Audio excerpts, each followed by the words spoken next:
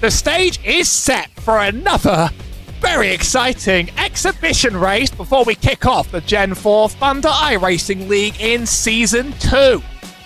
We're here at Auto Club Speedway, gone but not forgotten. One of the biggest, fastest ovals that they didn't stick restrictor plates on. There's so much space here, you could run around for days, and we got a huge lobby of drivers ready to fling around 80 laps of this absolute coliseum of racing. I'm Howie, Burroughs, and I'd like to welcome you along to this broadcast of the Gen 4 Thunder Clash. This league, if you enjoy what you see, is still open to sign up to at www.aeonesports.com. Whole league's going to be broadcasted like this, plus some extra prizes and a fantastic schedule that we're really looking forward to bring to the world. But until then, we are winding down on the very end of qualifying right now. Got a huge grid of exciting drivers. I shouldn't have caught our current pole sitter self-spinning it himself. Gonna wait for exact sign-up counts when the race is closer to full, just because when the race is close to done, just because obviously being an open lobby, we don't quite know who is in this to win it. This track is spectacular. By far one of my favourite in all of iRacing. Feels like there's infinite space to battle and lines that constantly change throughout race distance. It's a joy to watch. It's a joy to drive, and I think this is going to be one of the most fun rounds of the season schedule when it kicks off as well. Well, which it kicks off in 2 weeks. Season 1 of the Gen 4 Thunder League begins at Charlotte Motor Speedway. We'll be heading to Auto Club alongside several of iRacing's other spectacular venues. And you're totally welcome to sign up at www.aeonesports.com now if you didn't quite make it onto the field here. And we'll be able to welcome you alongside some of these drivers on the league when it comes. I'm incredibly excited. I'm positively giddy. And our qualifying session is just about over. 27 drivers signed up to this race. Not all of them set qualifying laps, but we're still going to have a pretty nice and populated field. So as the driver's grid, let's get our qualifying in place. Daniel Salo starts on pole with Noah Milnes just on the line right behind. Lars Chenoweth, winner of our Atlanta race, sits in P3 with Trevor Crosswhite in 4. Chase Durham sits in 5th with Mike Wavlissadon in 6. Joshua White is alongside Anton Oman on the 4th row. Simon Davison, who skipped on obligations to join the track in 9th. Matthew Crisp sits in 10th with Bartosz Mugrala in 11th and Robbie Johnson in 12th. Jake Forster, Elliot Fagerberg, James Facing, and Talon Smith I know are showing. I don't think drivers below this cut line will hit the grid, but we'll have to find out. Some drivers drop in and out over the course of practice. 80 laps of Auto Club Speedway. It's predicted to be about 2 stops if it runs and it stays green. You never really know what you're going to experience, though, on this track, and I'm just locked and loaded to get it together to the point where I'll even commentate it solo in my joy. So, forgive the delirium. We've all been there. So have you. So have you. Almost our whole grid ready now. Sometimes we like to make others wait as long as possible.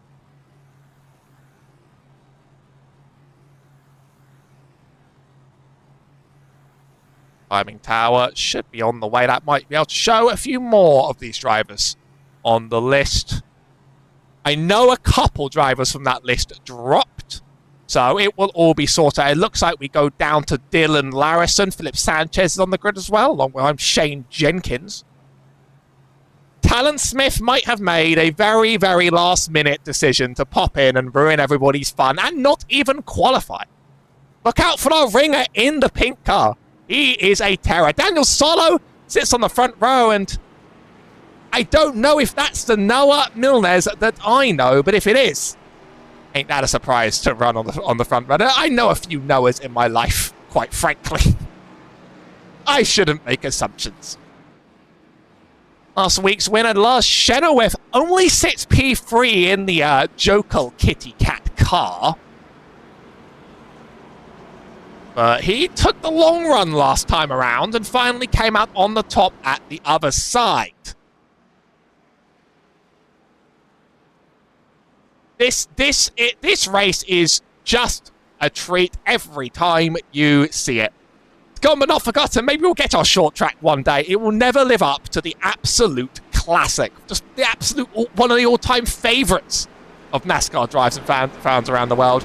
Look, the warehouses provided value to shareholders. But iRacing have produced a wonderful recreation of the circuit. It will let us relive our greatest dreams. And as we approach the end of our pace lap, the field's going to be in control of Daniel Solo. So for the last time in our clash rounds, I say my favourite line. It's time to bring the thunder at Auto Club.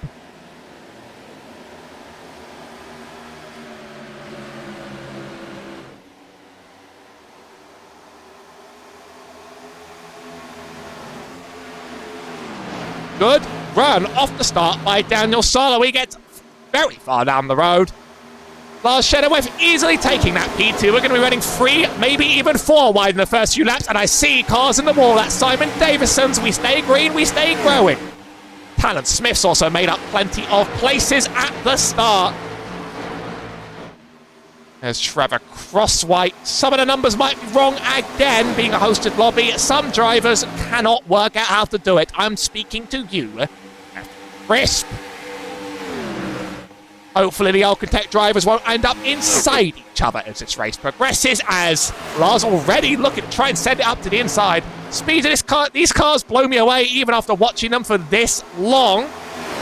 Outside's usually pretty dominant in 1 and 2 of Auto Club Speedway, but we're side by side. Lars has a good run. It's almost room to send it free, but Noah Milnes does not take the initiative. Still alongside. Daniel on the high side. They're going to be running their race side by side for quite some time to go, I think. Lars is committed to that bottom line. Looking to try and get some of the tyre saving done very, very early. Quite a long race. We are anticipating 2 stops. That's Simon Davison off the racing surface again. That is a meatball flag for Simon. Well, usually he'd be making fun of himself. Usually he'd be in this booth. Well, what did he do? We're going to have to see and expose. I think it was just a wall hit. I think it was just a wall hit that has set him back and down a lap. If we get a yellow, he might be back in the picture, but for now, he's got some repairs to make up. There is a fast repair in this clash race, but that will still be a little bit down. We stay racing aggressively at the front, and Daniel now running the bottom to try and hold off Lars, who really, really is committed to that low line. Holding the 23 of Noah to the top.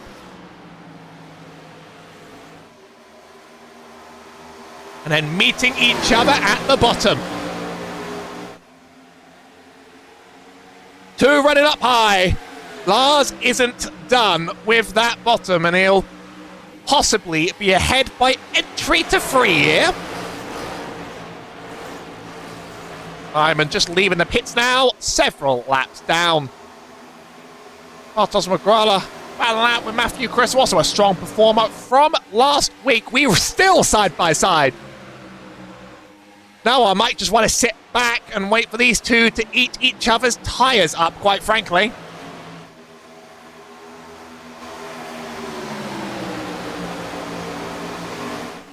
A dive to the bottom by Daniel Solo.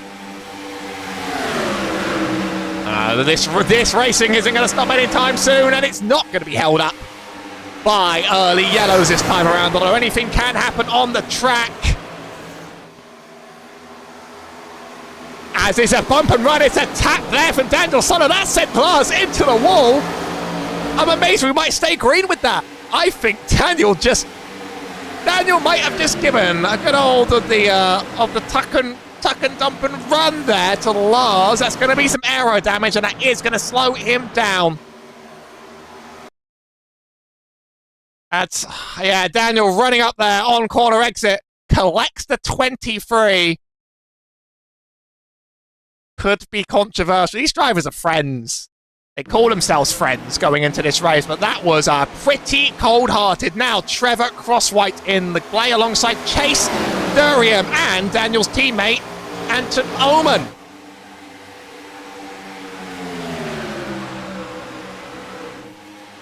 Daniel hasn't really been hit that hard by the damage, as refusing to set a qualifying time. Talon Smith in the wonderful, wonderful Pink Gen 4. Bit of an 87's expert, doesn't really drive these cars around very much. But he's making it look like child play for now.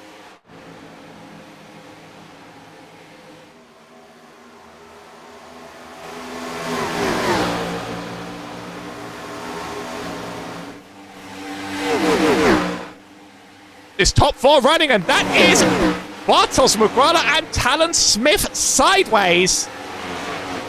Talon's completely spun and lost it. We're staying green. That's finally the yellow. How did they come together? We caught them just a little bit on the bottom, but we didn't quite catch the coming together moment. Let's fix that.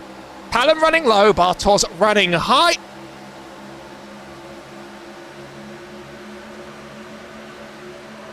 And that high line moved down just a little. It looks like to me, at least.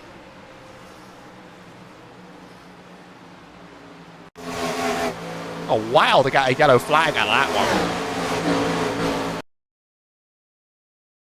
Two drivers in a different continent, but not quite clear on the straight. Talon not completely wrecked by it, and he should be thankful that yellow has come. Simon Davison will also get one lap back through that. So already some controversy and consternation on the field.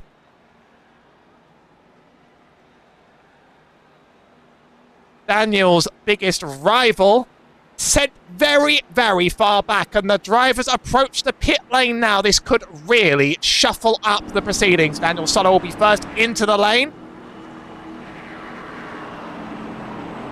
And we'll make sure that Kachu makes it out in time.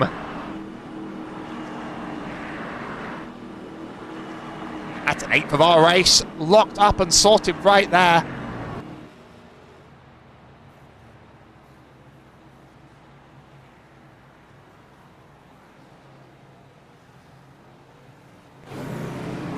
Looks like Daniel is going to win a battle off pit road here, followed by a teammate, Anton Oman and Michael Avlissadon. 3 drivers have just played the top 3. Michael not running his Alcantech colours. It's an Alcantech top 4. They have locked away that pit exit so much. Lars Chenoweth isn't done, though. He's made it up to P5 out of pit exit, and now has to challenge an Alcantech wall.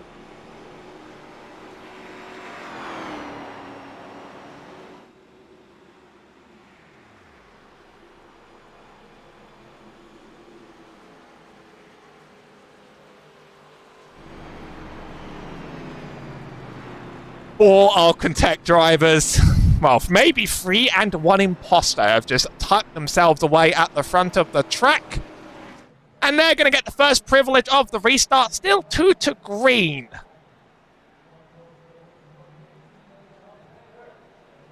Behind Chase Durham. Durheim. Have I said Durham? It's clearly Durheim. Sits in 6th. Jake Foster 6th and 7th, with Robbie Johnson in 8th. Talon Smith very much at the end of the road here, and is going to have to really make up the whole race again. We're 1 to green.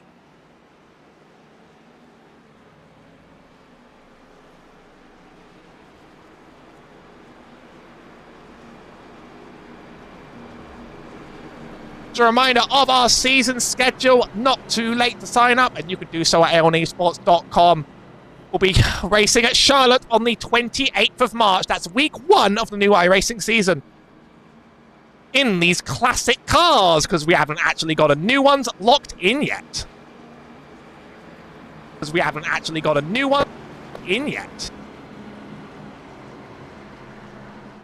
You heard nothing there, trust me, you heard nothing.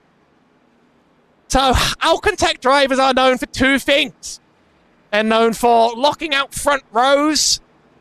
They're known for blocking off opponents when it matters, but they're also known for ending up inside each other a little bit. Mike Rafflissedon and Daniel Solo have a little bit of a reputation and a proclivity for sometimes touching each other in ways that are not productive on the racetrack, and now they have to share the track together.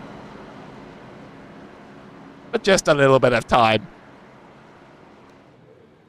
Restart controlled by Daniel Solo. We're not using restart zone rules. As soon as the pace car is off, he is ready to play. He's running very, very close to the car on this start.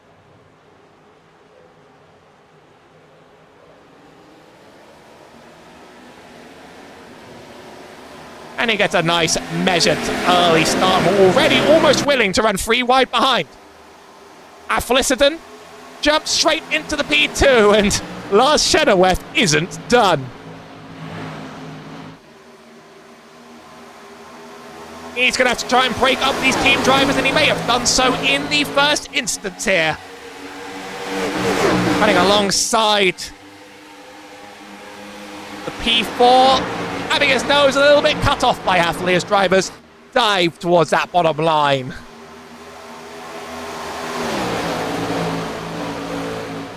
Little bit of the wall there for Matthew Crisp. And a huge dive down to the bottom there for that Bud car. Robbie Johnson, he's fallen back a fair bit.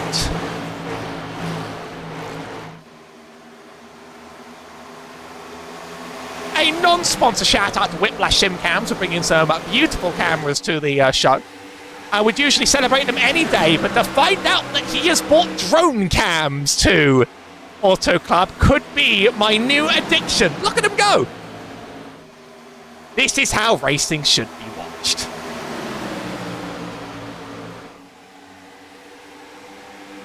Chenoweth's already on the rear of Daniel Solo, and if he gives a little bit of payback, almost a little bit of a push up to the wall, I wouldn't be surprised. He's running Daniel very, very close to the wall and washed him really wide. Big momentum around the outside. We run 3 wide. Chase Durheim has gotten the best of it. He's going to be running quite low into 3 and 4, but he's jumped on top of this situation and exploited, and he takes the new race lead 14 laps into the race.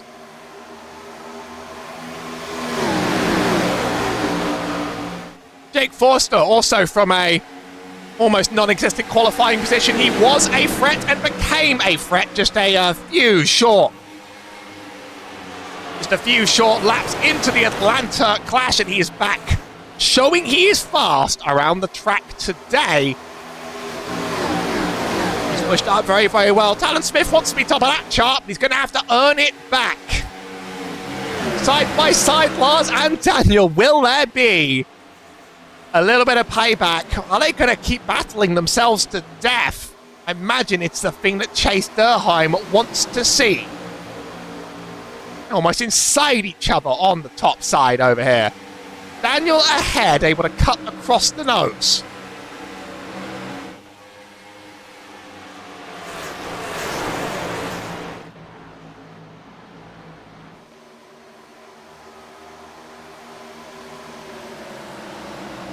Oh, Milner's also playing the game. Really, it's all to play for in this top 6, 7, 8 right now. 9. Elliot Fagerberg is the first driver off this lead pack. I say pack, it's not. We know it's not a draft race in our heart of hearts. But it's just a representation of your pace. And on the topic of your pace, Chase Durheim is very, very far ahead. He's made 8 attempts and keeps on rolling. Now a second. Daniel and Lars keep on their chase. Now, for them to come together again would in fact be the most heartbreaking conclusion to this entire journey. I know they can do better. All running the bottom here, except for Jake Forster, who didn't quite get a spot in line.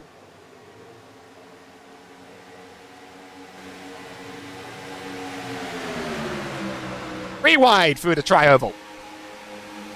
Trevor Crosswhite's looking for an attack now. Doesn't have momentum. Could have it on exit. His top usually a bit faster on exit. That 24 Trevor Crosswhite just cuts up the rest and is going to keep running that bottom in the McDonald's car. Daniel Solo between the two.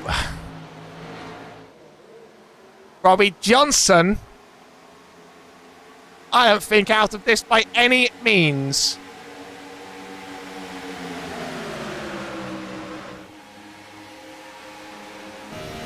Here's the gyro view from Michael Half-Lissenden. He gets a front row ticket view to a lot of this field. I think P7 right now. Maybe gets to see the battle better than any of us.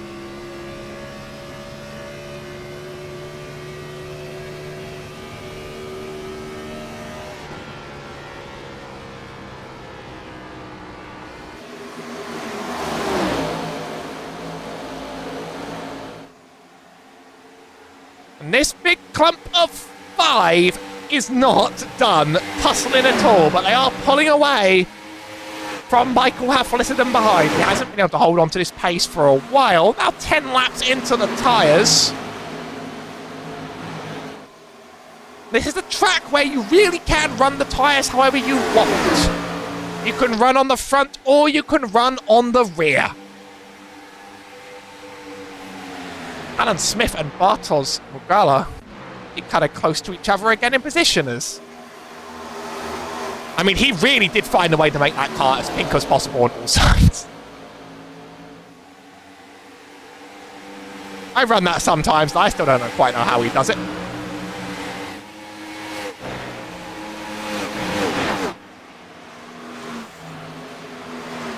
Daniel Solo and Lars Chenoweth have very much been falling back here. Chase Durheim has had the fastest running. But Trevor's now gotten away from Robbie. He's gotten away from Jake. And really, it's Lars and Daniel. Lars maybe with anger in his system.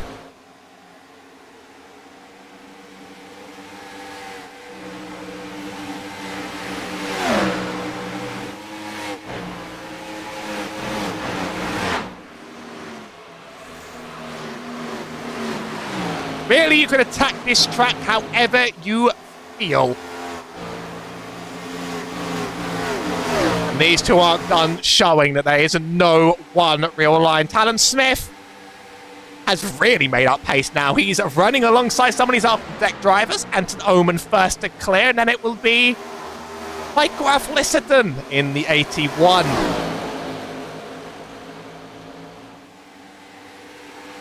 His number says there's a 51. Is there really a 51? Have we confirmed whether that 51 exists? 3 wide, almost. Gap just about closed. Alan, you may be an 87's merchant, but today you're going to learn how to slide a car. He pulls up in front. He's now got a lead group to chase down. And on the topic of that, Lars very much has the better of Solo.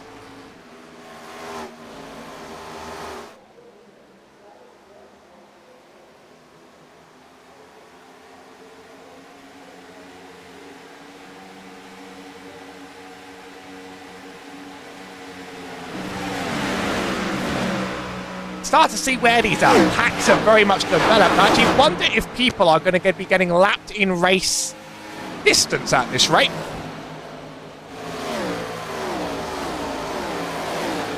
Chase Durheim still leads the way by over a second.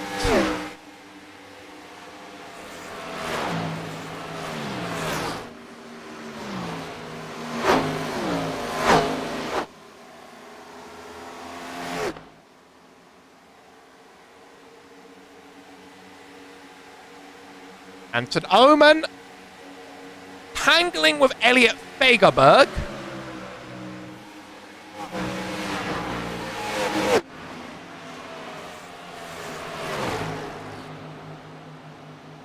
Big gap between the two. They're not quite running each other close. It's Fagerberg on the bottom. Clears on exit. You want to track up right all the way into that wall. Slide the car without hitting it into there.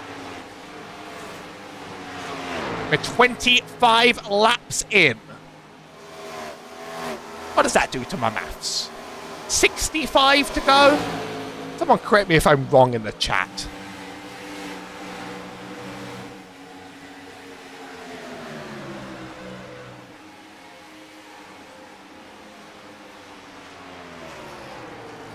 Not done with the tangling yet, and Chase Durheim, seen him fall back just a little bit over the last few laps. I wonder if we can actually catch maybe details on the last few laps and just sort of see.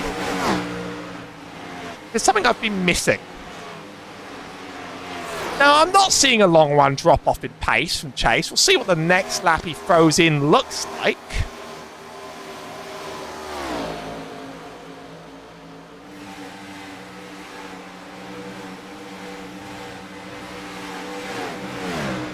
.9.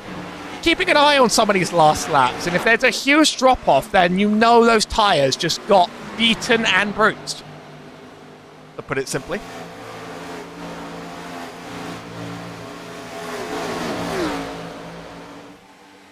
May have been a couple incidents a little earlier on in this run. Philip Sanchez caught in a crash. That's not Philip Sanchez. Where's Philip Sanchez? Unless he just disappeared out of existence. Maybe he did. My software caught a possible lapse in the space-time continuum, as we're still side by side. Chase Durheim has been able to keep this gap out to 1.2 seconds, so I think he is very much running to his strategy, and he is savouring it.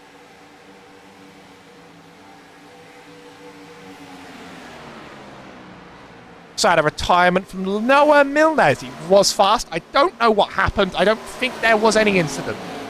Looking at my view, I'm not sure there was an incident that would have led to his sudden disappearance. He has left the lobby nonetheless, as there's contact here between the 81 and Daniel Solo. The PTSD possibly rising. We've seen them wreck each other on this channel before.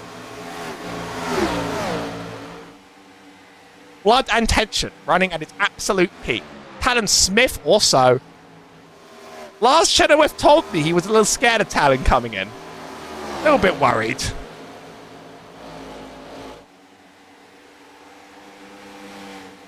Talon's just clearing drivers like there's nothing going on, like there's no tomorrow. It's another position up. That might probably makes him our greatest mover. 11 places. Although Robbie Johnson and Jake Forster have short done a lot too. I don't think Lars is done at all.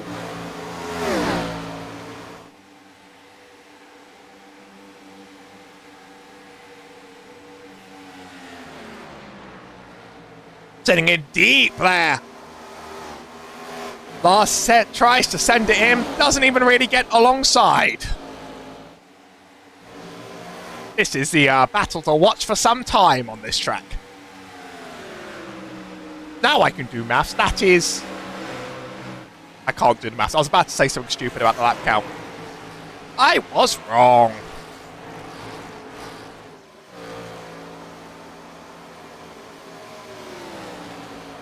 Talon well and truly clearing now and trying to chase down another. This would be one of the most spectacular streamed races he's had for a while. He told me he did no practice in this combination going into today. 87s are his forte, and he just decided to jump in a car his own volition and scare the living daylights out of people. I wonder who our fastest lap of the race is so far. Chase Durheim with a 39.4. No one's going to be competing for that fastest lap at this point.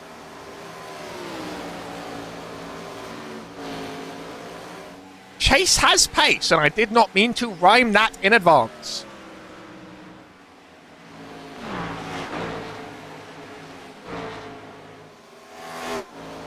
Robbie Johnson wants to try and take this away from Trevor Crosswhite now. Would be for P3 as Chase Durheim's opened it up to over a second. On board and just see how he really runs that top. It's hard to stick to the top without sliding into the wall, especially in these Gen 4 cars. Very much like sticking to the wall.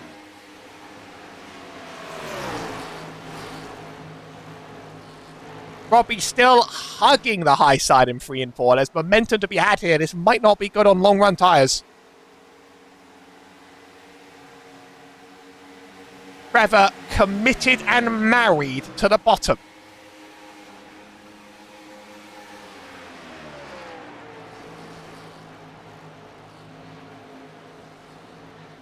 That's a weird way of putting it. I definitely say my things a little weird sometimes. Side by side, Robbie Johnson clears. Now has 2 seconds to make up. If he can hold this outside one more time. Not out of Trevor's grip.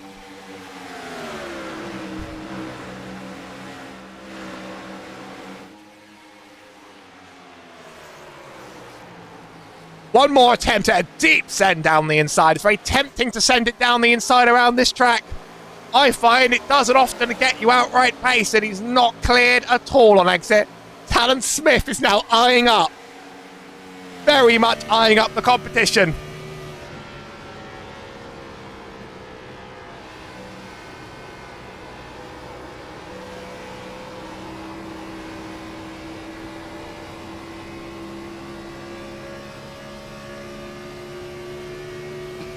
"11 positions gained up the road for Talon Smith from a self-inflicted end of line. Decided not to qualify.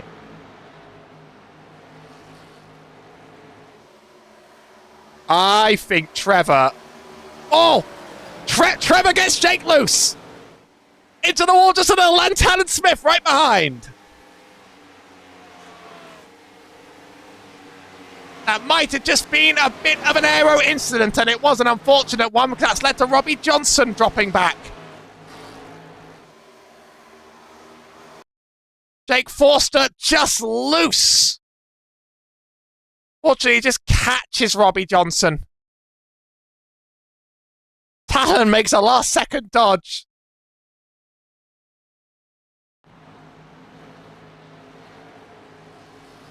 To my knowledge, we stay green. But Robbie Johnson has taken serious, serious damage. It's not a meatball flag, but he's decided to stop it anyway. We are in about that pit window. So you may as well just take it. Take the fast repair from the clash and be done with it. That'll make him our first green flag pit stop of the race. That's what I think is going on, at least, is just, you know, you take a damage. May as well stop to earn it back. Those stops are going to be mandatory. There is not fuel to run this the whole way. Well, Chenoweth's got a lot to make up. Talon Smith now running in third. Chase Durham's made 2.4 seconds on the field, and I'll let you know when he enters pit road. Because the speed of that stop could be decisive.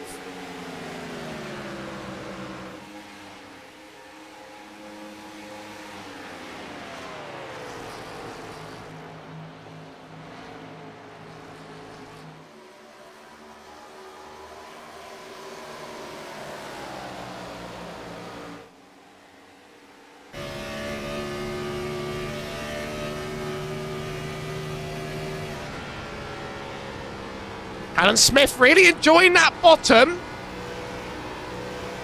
Don't cut me out of context there. And slides upright. I might have been in contact there with Crosswhite.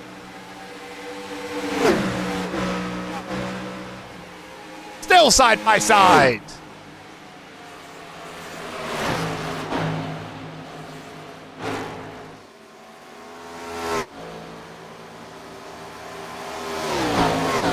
Clear on exit, and now ready to chase down Chase, who has made 3 seconds up on the field. Outrageously fast this race. Very much come out of nowhere to dominate this race.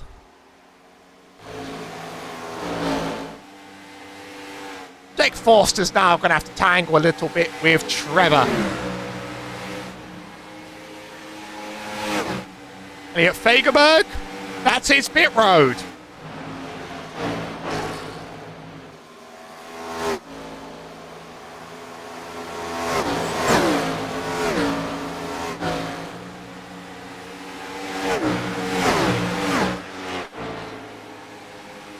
Now halfway through race distance.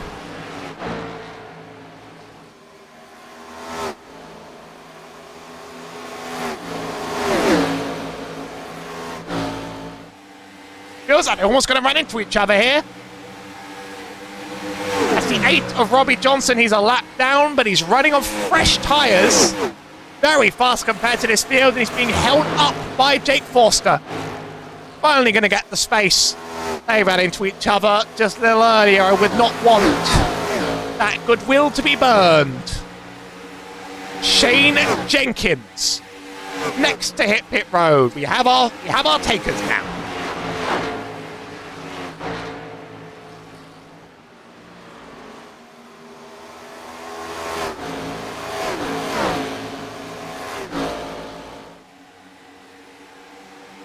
That's Chase Durheim. He's in. Alan Smith has prospective race lead for now.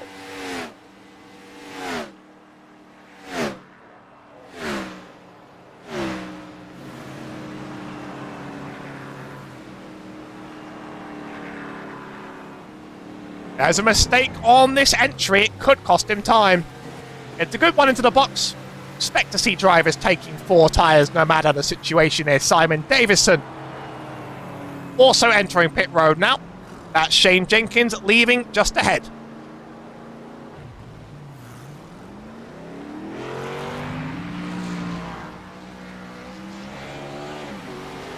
Now it's Jake Forster and Trevor Crosswhite. Alan Smith stays out. Jake Forster, Trevor Crosswhite, Lars Chenoweth behind as well. Could be a battle off pit road here. Look at you, Trevor. Now, I've got a confession to chat, and that is that's how I enter my pit boxes.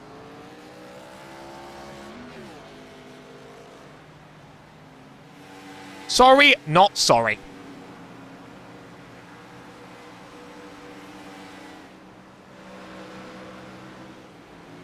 Looks like out of pit road, the 22 beats him, Lars Chenoweth. Chase Durheim now running around to get his lap back. Alan Smith in pit road. Anton Oman 2. Bartos Mugrala just took pit stop. So much to see.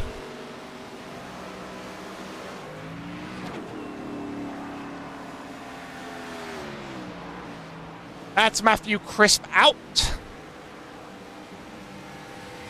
Drivers yet to pit were Talon Smith. He's in the lane right now. Anton Oman was yet to pit. James Facing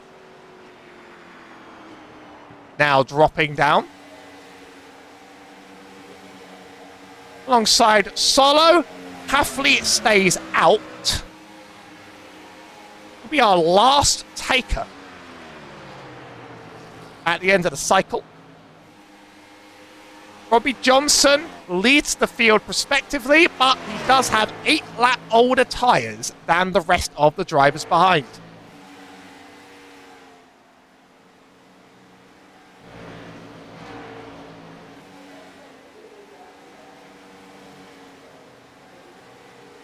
Side by side now on pit exit. Talon Smith and Jake Forster.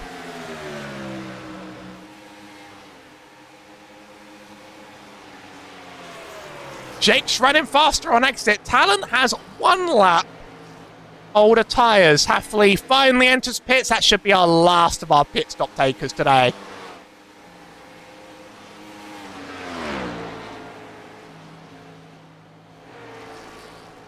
And here's what interests me. Our race leader, Robbie Johnson here, and the driver behind, the 29er, Chase Durheim, have taken very different strategies. Robbie stopped early to get some damage off the car. Might be hoping for another caution.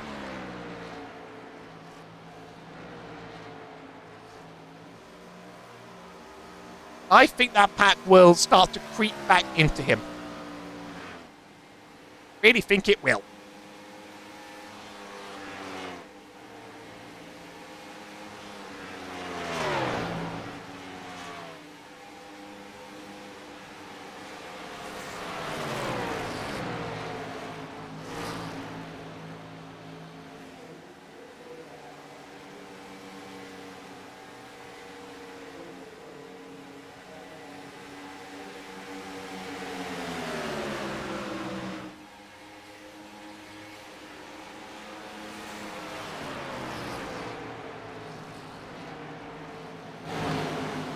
Alan quite slow mid-corner here, rolling it as a challenge. The lap back from Lars Chenoweth.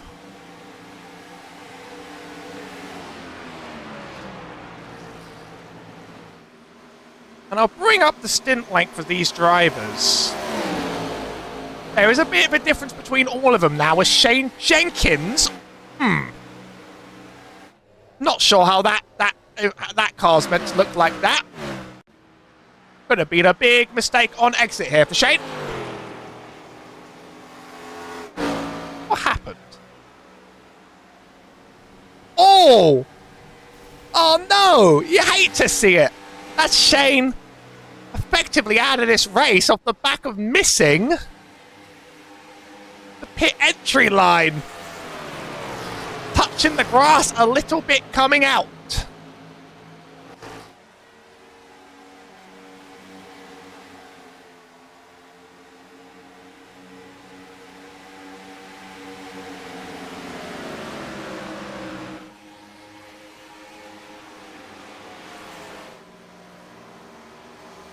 Chase Durheim, now on fresher tyres, is catching Robbie Johnson, and if he gets this lead off him,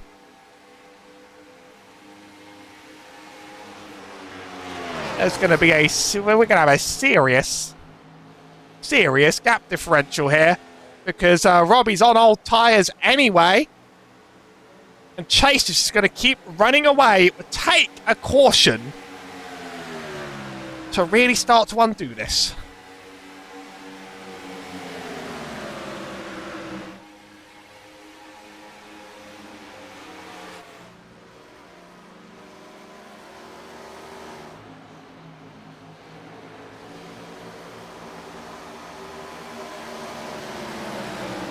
Crosswhite cutting up.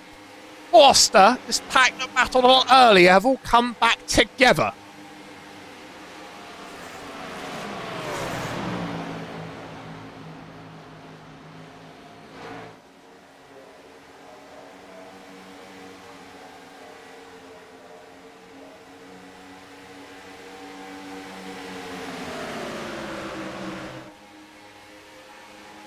Led the way by Lars Chenoweth.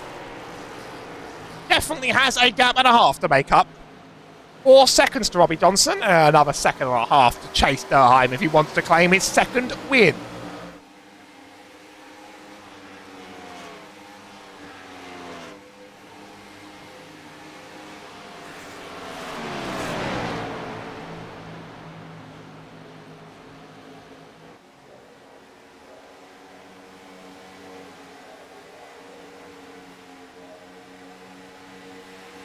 Talon really clinging to that bottom line. Holding on to it for dear life side by side. Almost free here.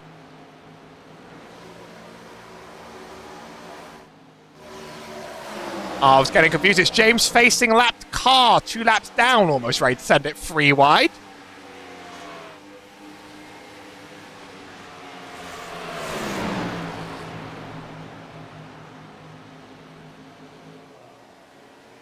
Little bit of contact here. 22 and 24.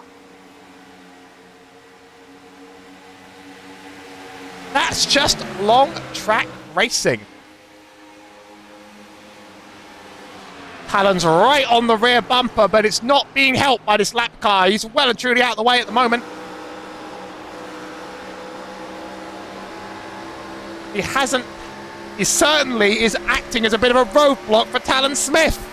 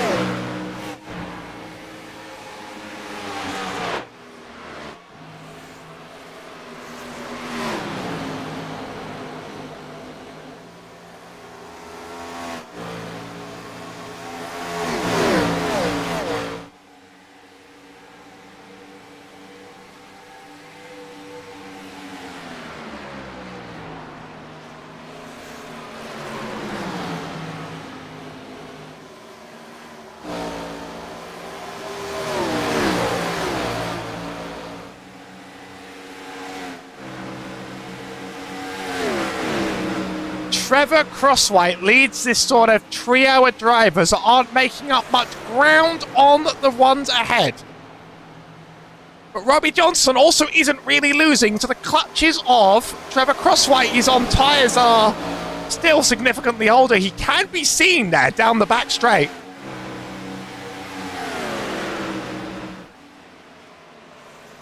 At lap 100, James facing still bit of an impediment here to this battle, and it's holding back Talon Smith's advance.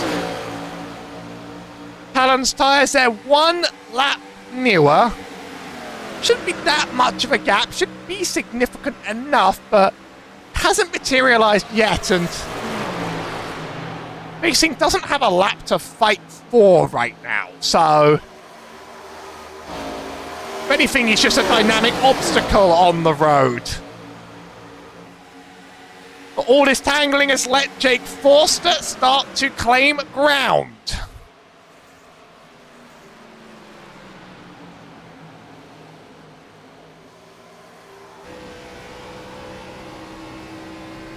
Yeah, right on board with Forster for a little bit. The banking of this track is spectacularly high. As well out the power, dropping into turn. That is fuel saving. We just heard fuel saving into 1 and 2 from Jake Forster. If it does it again into 3 and 4. Was definitely holding that clutch in. What do we hear from the car ahead? Talon doing it as well. That's the game that's being played here. Let's hear Talon again into turn 1. This is why they're not making up ground, and both these drivers have worked this out together. Listen to the engine car again into 1 and 2. Not quite. Whereas Jake's completely out of it. Oh, Robbie Johnson loose on corner exit.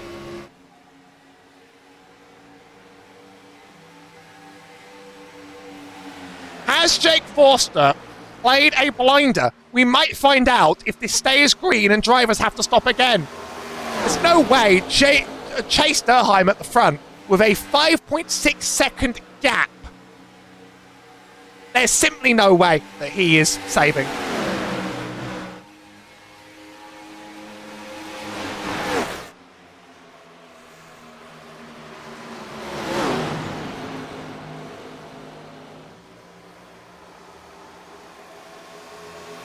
Robbie, though, you can see those tyres starting to eat up, and Lars Chenoweth takes that P3 back. Talon Smith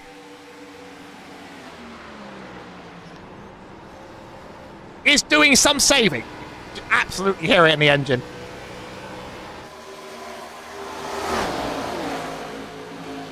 I love what these two drivers are cooking up here, because I don't think either of them know that the other one is doing it, but the drivers in front, at the front of the pack, definitely are not. And at this point, these drivers are anticipating a long, long green run.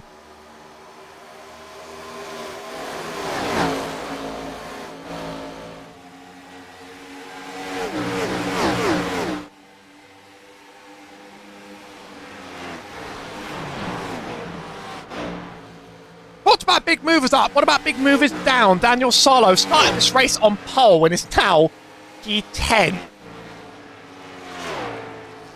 Down 9 from the start.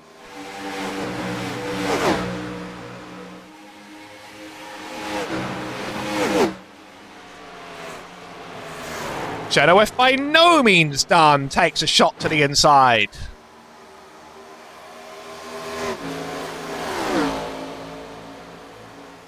And Talon on the rear bumper of Crosswhite thinks he might have saved enough now. Let's hear it on board with Jake.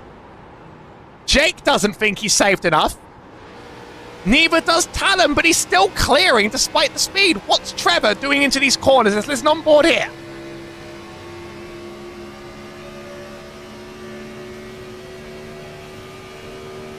If Trevor is running the whole range, he's going to be in trouble. He is. Don't tell him he just got passed by a fuel saver.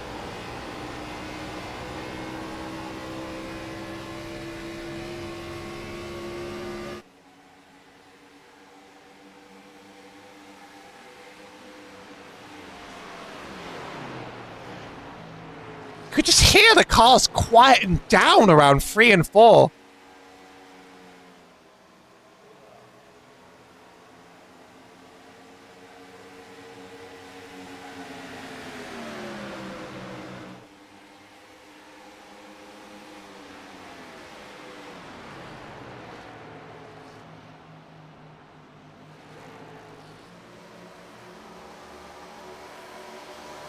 Side by side, Jake Forster on exit.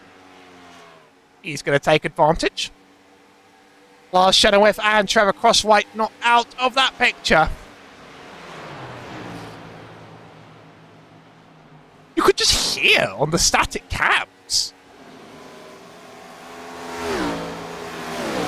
Early and mid-corner, you can just hear them not roar like you're used to. How quiet do we get into turn 1? I can hear a lot of rolling. I can hear these engines resting.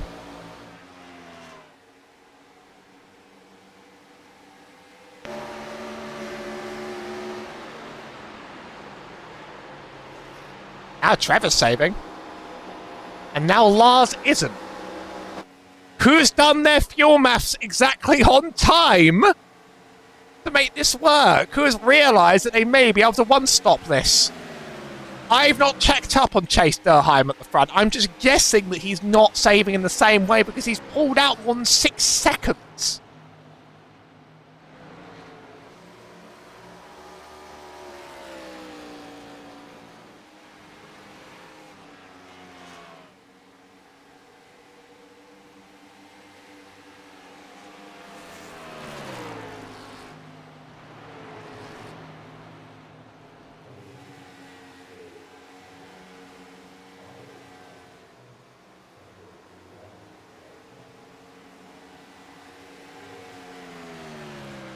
Talon is eating time out of Chase here.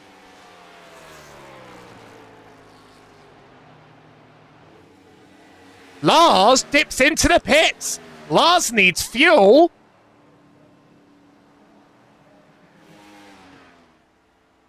And so it begins now. Has the game been realised by all? Lars has almost wiped himself out of the race. I don't even think he knows. Wait, what's been given up?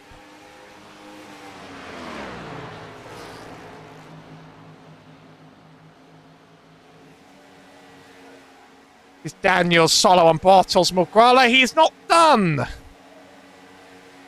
with this battling, and that's the 8 of Robbie Johnson, which also stopped. He's now going to have to try and run as hard as he can, so Lars has stopped. Robbie Johnson has stopped. Chase Durheim might not even know what he needs to do here. Is Talon still saving?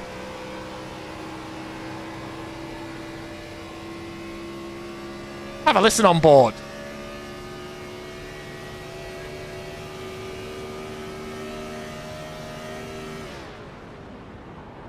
He's absolutely still saving. What is Chase Durheim doing on board? He runs up behind Crisp now. Elliot Fagerberg picks up a black flag, by the way. Won't be clearing that.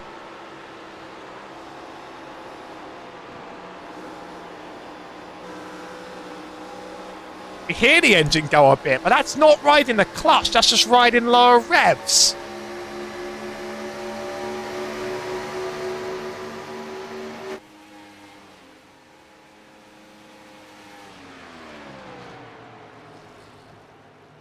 Absolutely, Chase Durheim is using all the fuel in the tank. And it's going to be between Talon and Forster.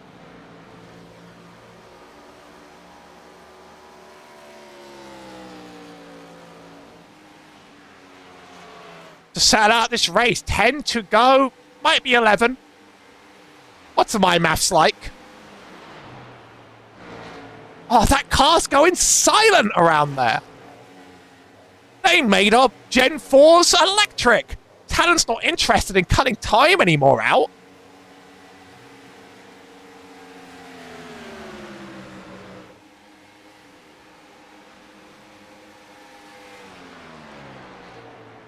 That's a lapped Lars Chenoweth trying to get his positions back. Might not be realising.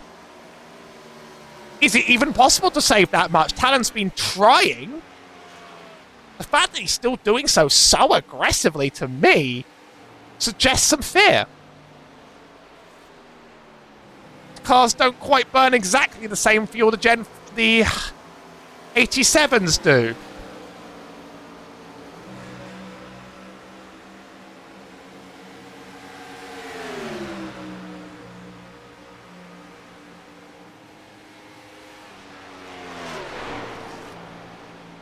Still, just absolutely rolling with no revs.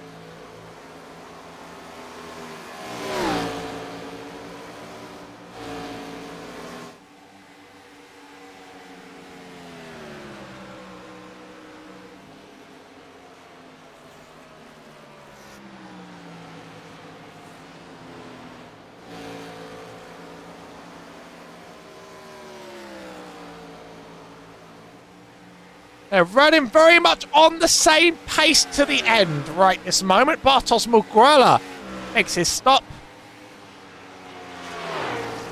But a few of these drivers have no interest in two-stopping. It's Chase Durheim and whether he can make it on fuel that's going to be the real game that will make or break this race. And whether Talon can do the same.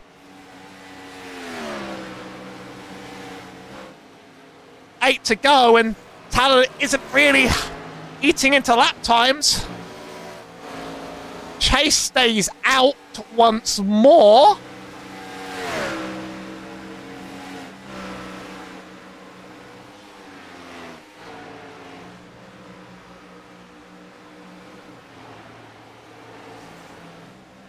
James facing enters pit road for the last time. Lars Chenoweth. Much fresher tyres than every driver in front now. So he should be able to dominate anyone who doesn't stop.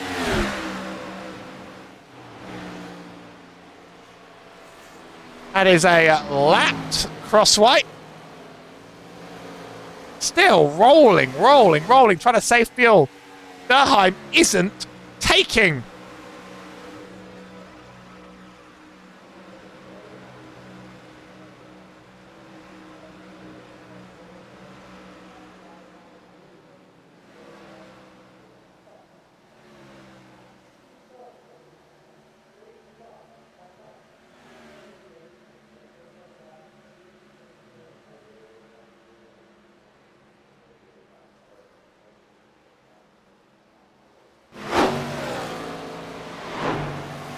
Tyres aren't going to be the difference maker. That's a pit stop entry there for Simon Davison.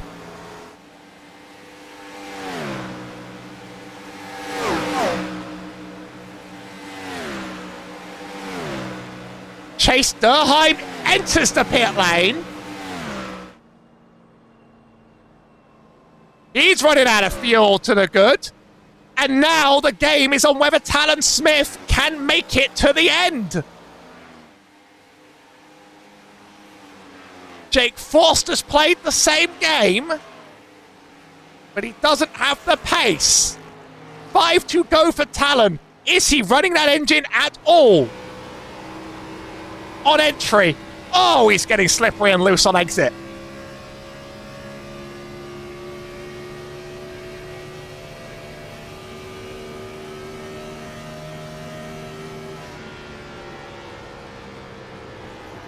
Talon's now running. Talon thinks he's good to make it.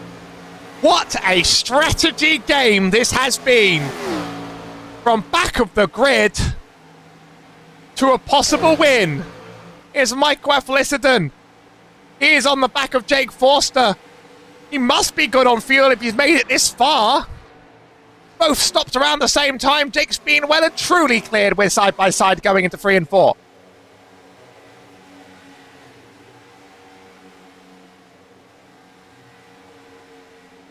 Chase Durheim's come out in 5th, and he might not know what has come.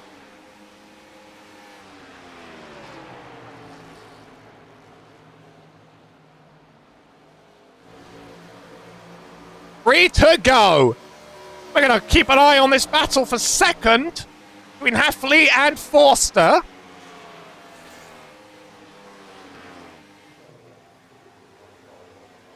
Anton Oman passed up by Trevor Crosswhite last Chenoweth. Could pass up Chase Durheim, and then the P5 will be as far as he can go. 22 seconds down the road. For those who haven't stopped, I think Solo has committed to the same fuel save game because he is running top 4. 32 laps on the stint.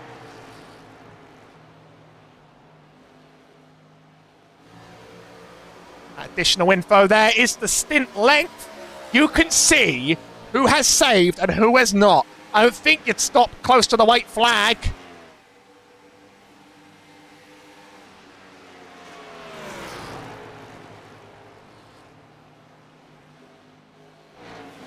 Could be anyone's game here between Forster and Eccleston. This is just a pure race. A white flag waves for Talon Smith. A ringer without practice. Threatened to kill people on the track.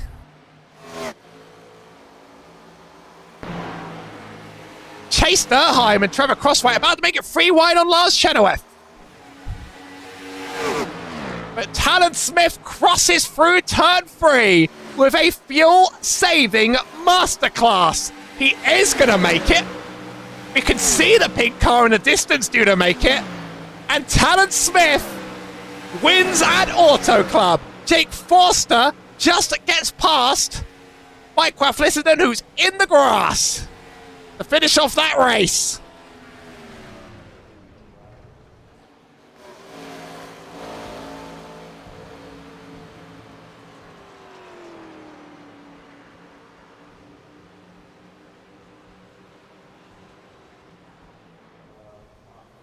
Alan, you can't do your burnouts there. That's detrimental to stock car racing. What? Where are you going? No victory lane. No burnouts for Talon. He's not even interested. He's a one and done ringer.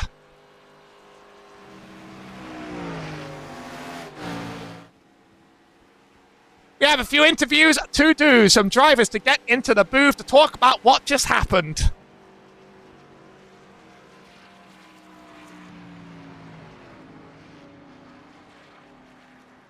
Let me just get up your finishing race results before we forget.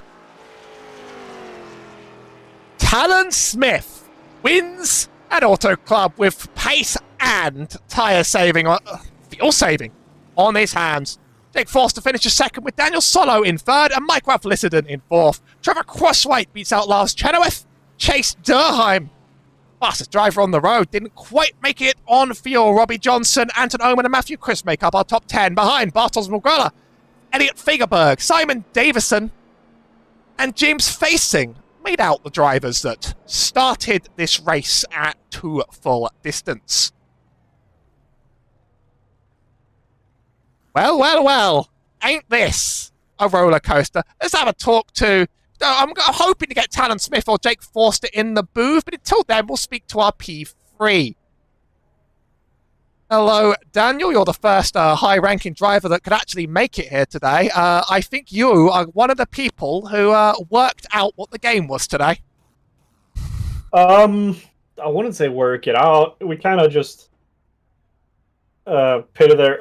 I honestly didn't suspect anyone to pit on the first caution. We came in, and then when I realized everyone pitted, I'm like, oh, maybe we should have taken tires, but... Oh, did you not play the game? The rest of the field did. Talon Smith won that through fuel saving. Yeah, no, we were all fuel saving. Fair enough. But, yeah, I don't know. Talon is just OP. We all know that. I don't know. Well, I'll say not everyone worked it out. Only really the top 4 had that stop pattern. You have listed in Forster and Smith. Everyone at the end had to make a last-minute stop. Fastest driver, Chase Durheim, was by far the fastest, but he clearly missed the memo, and his 5-second gap became nothing. Yeah.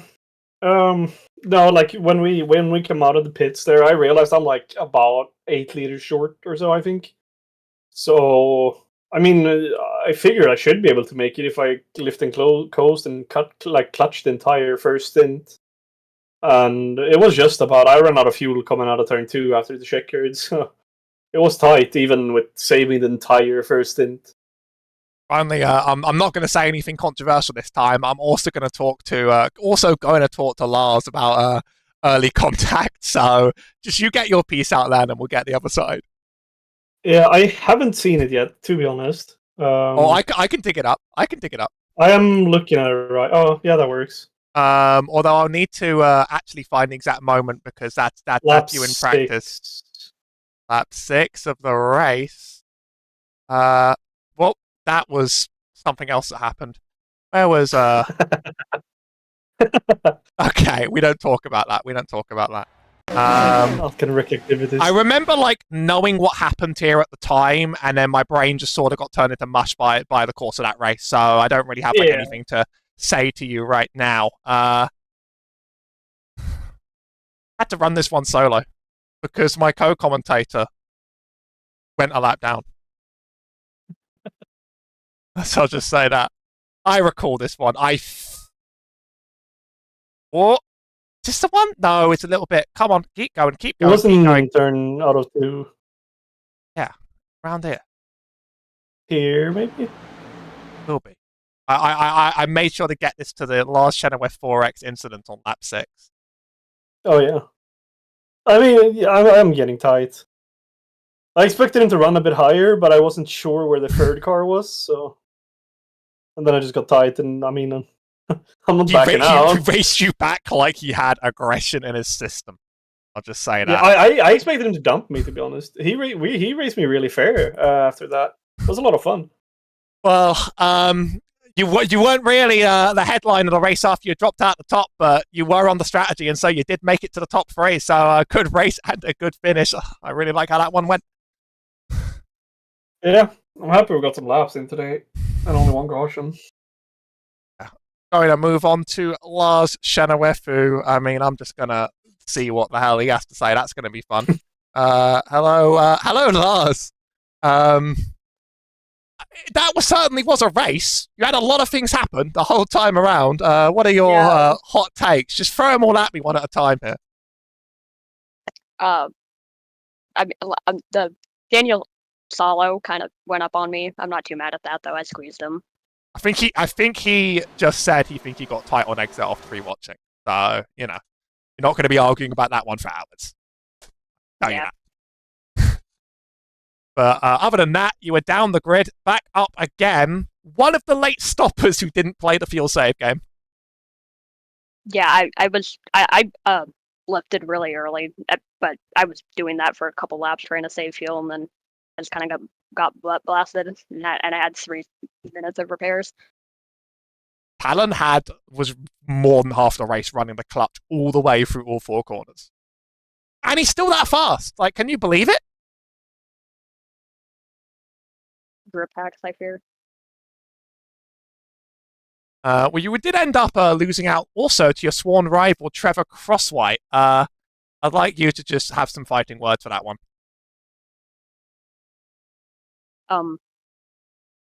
No, he didn't. TBH. I respect it. I respect the hustle. Anything else you want to say about the race or the league up ahead? No, not really. Awesome. The drivers produced great content here today. Thank you, Lars, for an exciting race with a lot of stories to tell. But also wasn't a back-to-back caution fest. You two can argue that one out in your Race 1 channel. And finally, last driver I actually have that's available for interviews for Simon Davison. I don't even know if I should grant him the privilege actually of this. But oh my, I had to solo for that. I'll just say for that. No, I wanted the second caution as well. Also, I'm firing my goddamn spotter. So just take you through my race. Lap 1, cold tyres on my rears. I'm pushing way too hard on the start. I hit the exit of 2 way too hard. Skill issue, oh well. I have fast repair. I'll go and take the pit to clear my meatball. I drive through the entire pit lane. My spotter is silent the entire time. I don't see my pit board. I'm like, what the hell's going on? So then I'm 2 laps down. I catch the first caution, and I didn't have a lot of pace. I had decent pace. Managed to stay on the 1 lap down for the entire way through, but they just didn't catch the second caution. So now I'm just parked here on the start-finish line because no one else did. We didn't even get burnouts from our winner. Hold on, I can fix that. I can fix that. Do I need to get this live? Show us your best. Hey, where are you? Where are you? I'm on the start-finish. There you are. Oh, come on. We have a dedicated burnout cam now, thanks to Whiplash. That's a prize worth celebrating. Wait, hold on. And then... Well, that really was. I'll tell you up ahead, that was a game of who worked out the fuel save and who not to. Only 4 drivers made the fuel save work. You're going to blow up an engine with that one. I know. This engine's done its purpose, now it can explode. I don't think I could afford to play the fuel game, but no, respect to Smith. I thought it would be a hard stretch to get there, and they just managed to get all the way to the end. So, yeah. Your strategy was always a little bit offset. It was a very, very good one around there. I like how that one went down, and you certainly were there. Out of all the drivers on the... There it goes. Out of all the drivers on the track, you certainly were one of them. So... I'll take it. Thanks for playing. Thanks for playing. And with that, we're gonna witness goodbye to the stream. Although I'm gonna have to cut him out for he's not going to interrupt without his participation. Thank you very much for tuning in. The league is still available for sign-ups. You can become a part of the action.